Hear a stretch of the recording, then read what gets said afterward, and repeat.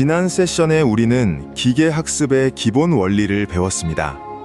이번 세션에서는 신경망이 무엇인지 그 핵심 원리를 살펴보겠습니다. 자, 여기서는 기계학습에서 회귀와 분류에 대해 알아보겠습니다. 먼저 회귀가 무엇인가를 보면 입력에 대해 연속적인 수치를 예측하는 것입니다. 대표적으로 선형 회귀가 있는데 이전 강의에서 살펴본 장난감 성적 예측기가 선형 회귀 예제입니다. 공부 시간을 넣으면 성적이 75점이라는 숫자가 나오고 면적을 넣으면 집값이 3억 원이라는 가격이 나옵니다. 이렇게 끊김없이 이어지는 연속적인 수치를 맞추는 것이 회귀입니다. 이제 분류를 보겠습니다. 분류는 입력에 대해 카테고리를 예측합니다. 예를 들어 똑같은 시험 점수 데이터라도 75점이라는 숫자를 맞히는 것이 아니라 합격이냐 불합격이냐라는 결론을 내립니다. 이것이 바로 이진 분류입니다. 더 나아가 사진을 보고 개, 고양이, 새 중 하나를 고르거나 수만 개의 단어 중 다음 단어를 선택하는 것을 다중 분류라고 합니다. 결국 핵심은 이겁니다.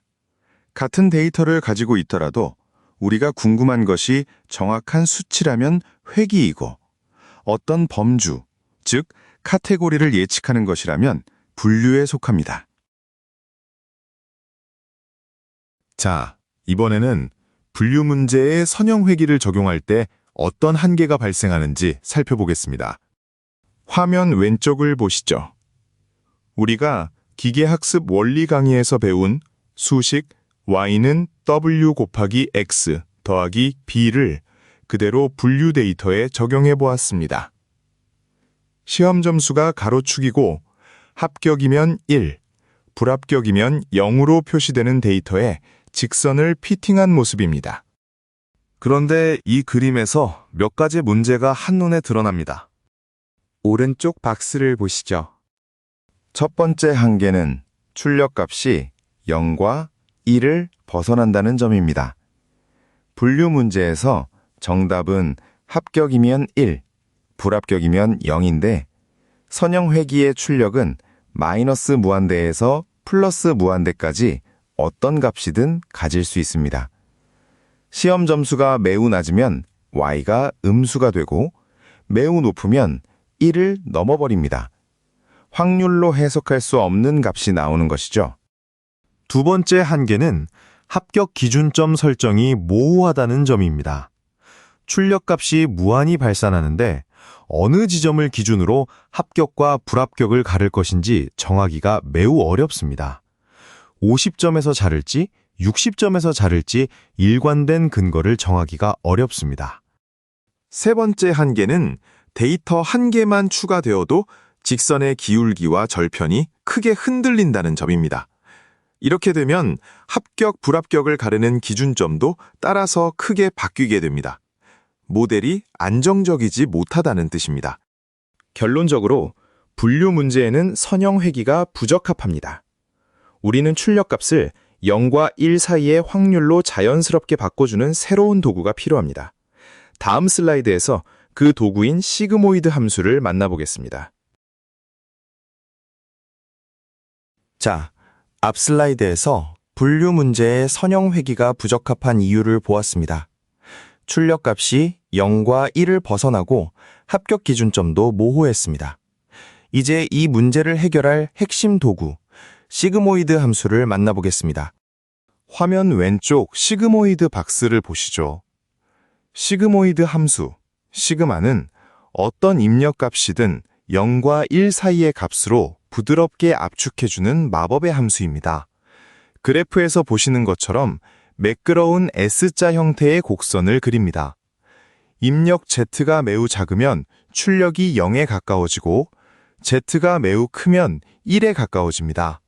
그리고 Z가 0이 되는 정확히 그 지점에서 출력은 0.5가 됩니다. 이제 이 함수를 분류 모델에 적용해 보겠습니다. 화면 오른쪽 적용 모델 박스를 따라가 보시죠.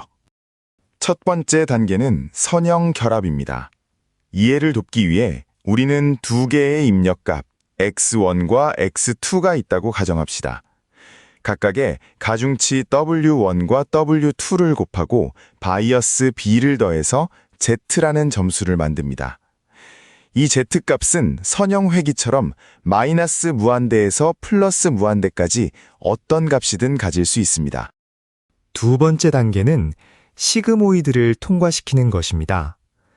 위에서 만든 Z를 시그모이드 함수에 넣으면 출력 Y는 자동으로 0과 1 사이의 값으로 압축됩니다. 우리는 이 Y를 합격할 확률로 해석합니다. 세 번째 단계는 확률을 바탕으로 판정을 내리는 것입니다. 시그모이드 출력이 0.5 이상이면 합격, 즉 패스로 분류하고 0.5 미만이면 불합격, 즉 fail로 분류합니다. 결국 시그모이드 함수의 진짜 가치는 이것입니다. 어떤 Z값이 들어와도 출력을 0과 1 사이로 안정적으로 가두어주고 0.5라는 고정된 기준선을 자연스럽게 제공한다는 점입니다. 더 이상 어디서 자를지 고민할 필요가 없는 것이죠. 다음 슬라이드에서는 이렇게 시그모이드 함수를 사용하는 모델, 즉 신경망의 구조를 살펴보겠습니다. 자, 여기서는 신경망 모델, 그 중에서도 가장 기본이 되는 1층 신경망을 살펴보겠습니다. 신경망은 본래 인간의 뇌에서 뉴런이 신호를 전달하는 구조를 모방하여 설계된 모델입니다. 다만 겉모양만 비슷할 뿐 실제 내부 동작 방식은 완전히 다릅니다. 인간의 뇌와 구분하기 위해 인공신경망이라고 부르기도 하지만 딥러닝 분야에서는 일반적으로 그냥 신경망이라고 부릅니다. 화면 왼쪽 1층 신경망 구조를 보시죠. 1층 신경망의 계산 과정이 한눈에 정리되어 있습니다. 먼저 입력 단계입니다. X1, X2부터 XN까지 N개의 입력값을 받습니다. 그리고 별도로 바이어스 B가 더해집니다. 1층 신경망 구조는 선형 결합과 활성화 단계로 구성됩니다. 먼저 선형 결합 단계를 보겠습니다. 각 입력값에 가중치 W1부터 WN까지를 곱하고 바이어스 B를 더해서 하나의 값 Z로 합산합니다. 왼쪽 그림에서 가운데 빨간 노드가 선형 결합을 수행하며 그 출력이 바로 Z입니다. 그 다음은 활성화 단계입니다. 합산된 Z값을 시그모이드 같은 비선형 활성화 함수에 통과시켜 최종 출력 Y를 만듭니다. 왼쪽 그림에서 시그마로 표시된 초록색 박스가 이 역할을 합니다. 마지막으로 출력 Y는 합격할 확률로 해석됩니다. 여기서 중요한 점이 두 가지 있습니다. 첫째, 우리가 앞선 강의에서 배운 회귀 모델, 즉 Y는 W 곱하기 X 더하기 B와 구조는 거의 같지만 시그모이드라는 비선형 활성화 함수가 추가되었다는 점입니다. 사실 선형 회귀는 활성화 함수가 항등함수인 1층 신경망으로 볼 수 있습니다. 둘째, 이 모델을 1층 신경망 또는 퍼셉트론이라고 부릅니다. 1층이라는 의미는 입력층은 데이터를 그대로 받아들이는 입력일 뿐이고 실제 계산이 일어나는 뉴런층은 출력층 하나뿐이기 때문입니다. 참고로 퍼셉트론이라는 이름은 1957년 코넬 대학의 로젠블랏이 처음 발명한 모델에서 유래했습니다. 다만 원조 퍼셉트론은 시그모이드가 아니라 스텝 함수, 즉 입력을 0 아니면 1로 딱 자르는 함수를 사용했습니다. 오늘날 우리가 사용하는 시그모이드 기반 모델은 그 후속 발전형입니다. 마지막으로 강조할 점은 비선형 활성화 함수가 단순한 부속품이 아니라 신경망의 표현력을 결정하는 핵심 요소라는 점입니다. 비선형성이 없으면 아무리 층을 쌓아도 결국 선형 모델에 머물게 됩니다. 여기서는 앞에서 살펴본 1층 신경망 모드를 간략하게 표현하는 방법을 알아보겠습니다. 왼쪽은 앞에서 본 상세 계산 신경망 모델입니다. 모든 계산 단계가 상세하게 그려져 있어 동작 방식을 이해하기 좋습니다. 오른쪽은 같은 모델을 간략하게 표현한 것입니다. 입력 노드의 화살표가 곧장 출력 Y로 연결됩니다. 합산 노드와 활성화 함수가 사라진 것처럼 보이지만 실제로는 출력 노드 Y 안에 내장되어 있습니다. 두 그림은 완전히 같은 모델이며 시각화 방식만 다릅니다. 신경망의 층이 많아지고 노드가 수십 혹은 수백 개가 되면 왼쪽의 상세 계산 모델은 너무 복잡해서 한눈에 들어오지 않습니다. 그래서 간략 표현이 실무 표준입니다.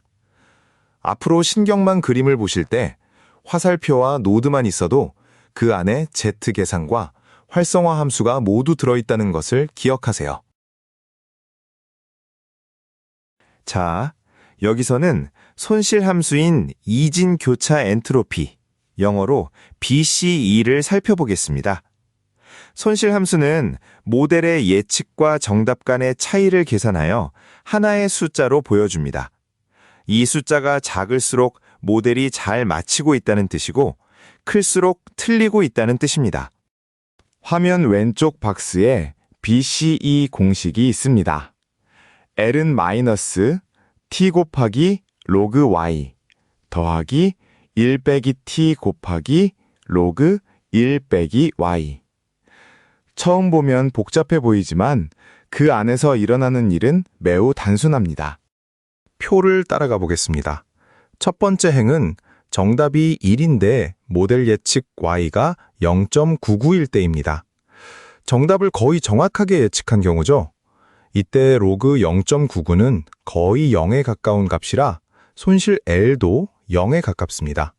잘 맞췄으니 벌점이 거의 없는 것입니다. 두 번째 행은 정답이 1인데 예측이 0.01인 경우입니다. 예측이 엉망이죠.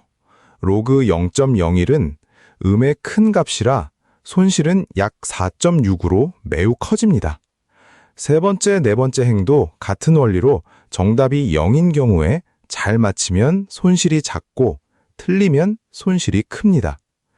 결론적으로 BCE는 정답에서 멀어질수록 점점 큰 벌점을 주는 손실함수입니다.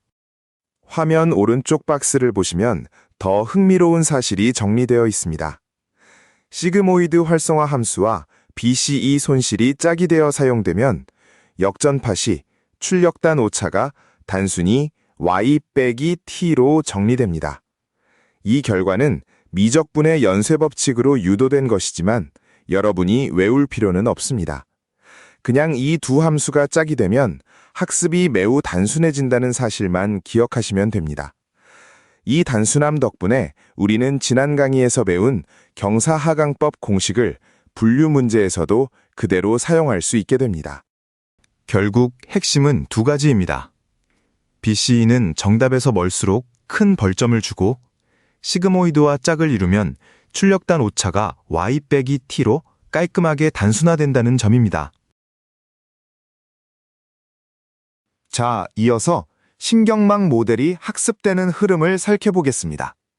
학습은 순방향 패스와 역방향 패스 두 단계로 구성되며 이 한 사이클을 수천 번 반복하는 과정입니다. 첫 번째 단계는 순방향 패스입니다. 입력 데이터를 받아 Z를 계산하고 시그모이드를 통과시켜 0과 1 사이의 값, 즉 확률 Y를 구합니다. 그리고 BCE 손실을 계산합니다. 두 번째 단계는 역방향 패스, 즉 파라미터 갱신입니다. 먼저 출력단 오차, Y 빼기 T를 계산합니다. 이 오차가 양수이면 모델이 정답보다 크게 예측한 것이고 음수면 작게 예측한 것입니다. 그리고 오차를 이용해 가중치와 바이어스를 조금씩 조정합니다. 학습률만큼의 보폭으로 조정하는데 우리가 이전 강의에서 배운 경사하강법의 갱신 공식을 적용합니다. 화면 아래 왼쪽 박스에는 학습률이 무엇을 결정하는지 정리되어 있습니다. 학습률이 너무 크면 가중치가 매번 너무 크게 변해서 학습이 발산할 수 있고 너무 작으면 학습이 느려서 시간이 오래 걸립니다. 오른쪽 박스에는 무엇이 학습되는가가 정리되어 있습니다. 가중치는 각 입력이 목표 달성에 얼마나 중요한지를 나타내는 값입니다. 바이어스 B는 모델 전체의 출발점을 어디에 둘지 결정하는 값입니다. 정리하면 신경망 학습은 예측 및 오차 계산, 파라미터 갱신 사이클을 모든 훈련 데이터에 수천 번 반복하면서 가중치와 바이어스의 최저값에 도달하는 것입니다. 자, 이번에는 지금까지 배운 1층 신경망을 가지고 직접 이진 분류 예측기를 만들어 보겠습니다. 우리가 풀어볼 문제는 학생의 시험 점수와 과제 점수로부터 합격 여부를 예측하는 모델입니다. 왼쪽 박스를 보시죠. 입력은 두 가지입니다. 시험 점수 X1과 과제 점수 X2이고 둘 다 0점부터 100점 사이의 값입니다. 가운데 박스는 모델인데 우리가 지금까지 공부해온 1층 신경망, 즉 퍼셉트론입니다. 학습을 통해 가중치 W1, W2와 바이어스 B를 데이터로부터 결정하게 됩니다. 오른쪽 박스는 출력입니다. 합격이면 1, 즉 패스, 불합격이면 0, 즉 fail로 출력됩니다. 이런 모델은 어디에 활용될 수 있을까요?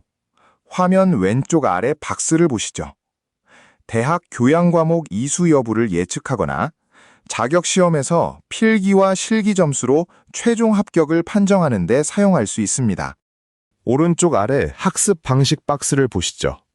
먼저 과거 학생들의 점수와 합격 여부 데이터를 수집합니다. 그 데이터로 모델을 학습시켜 가중치 W1, W2와 바이어스 B의 최저값을 찾고 마지막으로 새로운 학생의 점수를 입력해서 합격 여부를 예측합니다.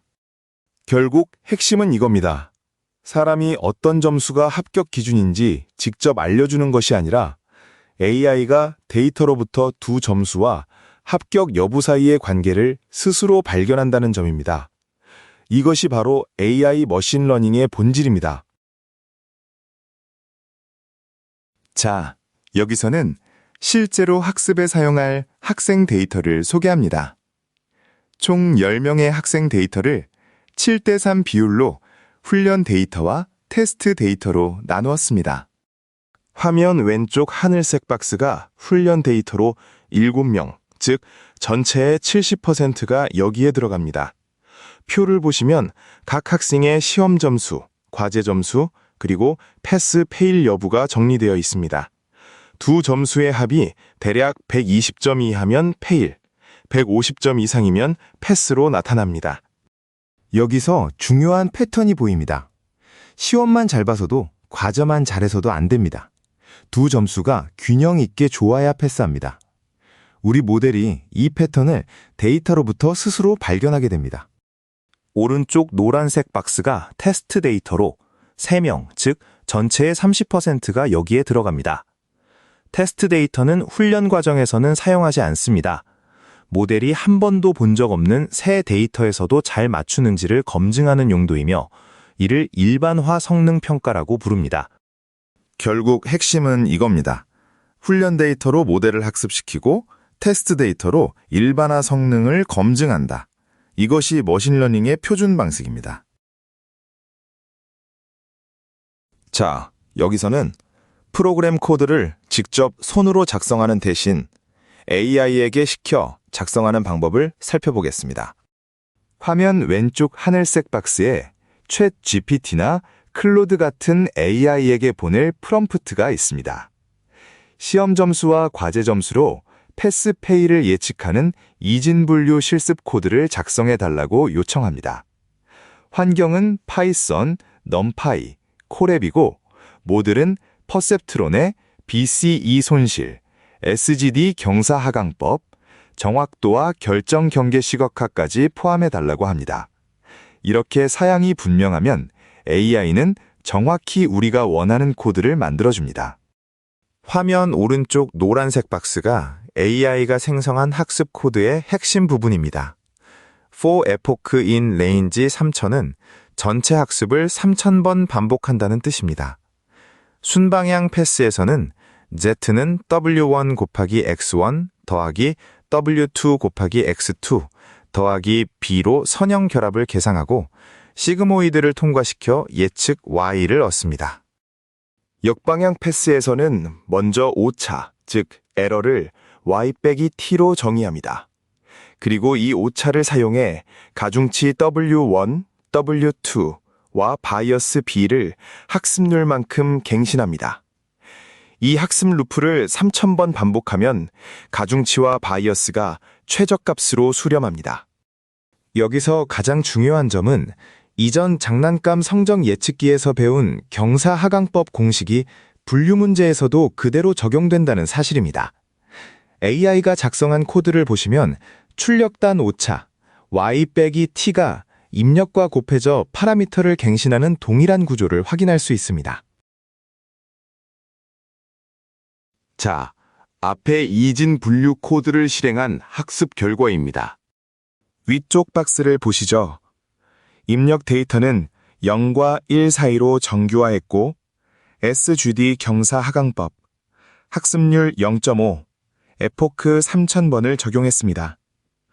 학습 후 가중치 W1, W2는 약 0.25, 바이어스 B는 약 마이너스 34로 수렴했습니다.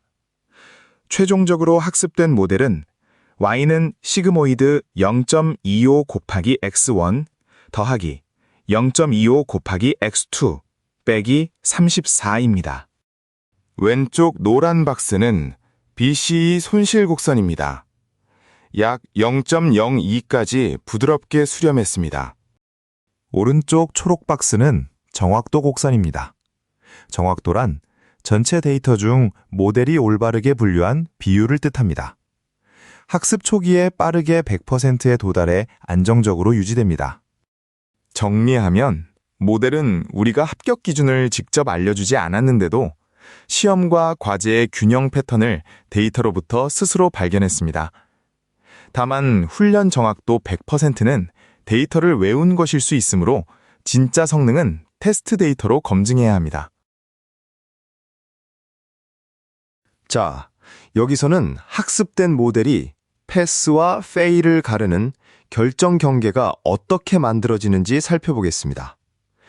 결정 경계란 데이터를 클래스별로 구분하는 경계선을 말합니다. 그래프를 보시죠. 가로축은 시험 점수, 세로축은 과제 점수인 2차원 평면입니다. 이 평면이 노란색 직선에 의해 두 영역으로 나누어집니다. 노란 직선을 기준으로 위쪽은 패스 영역, 아래쪽은 페일 영역입니다. 훈련 데이터 7명 모두 자신의 정답 영역에 정확히 들어가 있습니다. 이 노란색 직선이 바로 결정 경계입니다. 그래프 아래 수식을 보시죠.